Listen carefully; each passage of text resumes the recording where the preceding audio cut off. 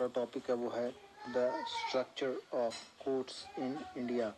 जो कोर्ट्स हैं इंडिया में तो उनका स्ट्रक्चर क्या है ठीक है, स्ट्रक्चर क्या है, उनका ढांचा कैसा है, किस हिसाब का ढांचा है, कैसा है।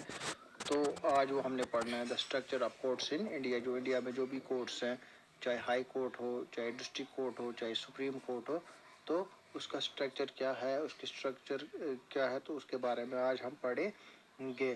तो कल हमने पढ़ा था कि इंडिपेंडेंट जुडिशरी, जो इंडिपेंडेंट जुडिशरी है उसका मतलब क्या है और वो किस लिए काम आती है। ये इंडिपेंडेंट जुडिशरी का मतलब ये है कि ये जुडिशरी इंडिपेंडेंट रहे, ये किसी के अंडर ना आए, ताकि ये लोगों के इंटरेस्ट्स को बचाए।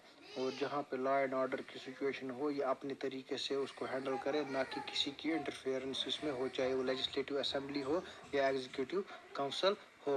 और जो इंडिपेंडेंट जुडिशरी होती है वो अंडर गवर्नमेंट काम नहीं करती है, वो अपना काम अपने हिसाब से अपने तरीके से करते हैं।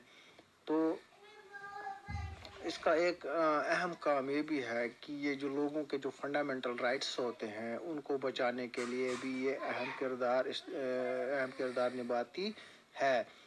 तो ये कब ये करती, कब इसका जुडिशरी का काम है कि वो लोगों के फंडामेंटल राइट्स को प्रोटेक्ट करे।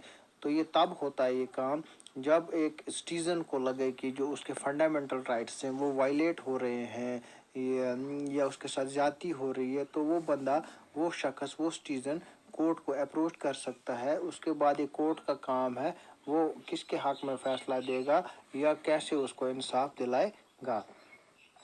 तो आज का जो टॉपिक है वो है the structure of courts in India.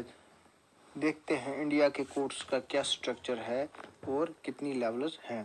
कहते हैं there are different levels of courts in India.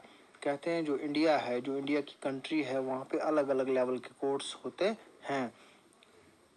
तो there are several courts at the lower level while there is only one at the apex level.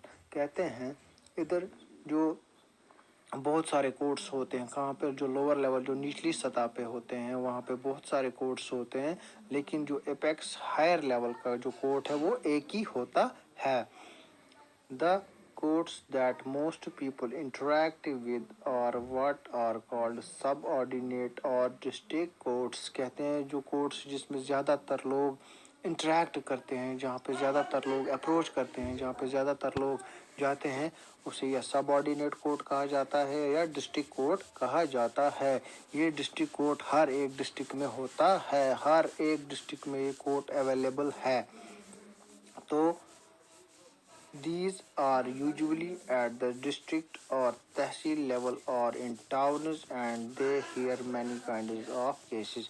जो ये courts होते हैं, subordinate court या district court, ये हर ज़िले में होते हैं, हर डिस्ट्रिक्ट में होते हैं, हर टाउन में हो सकते हैं या हर तहसील लेवल पे ये कोर्ट्स होते हैं। और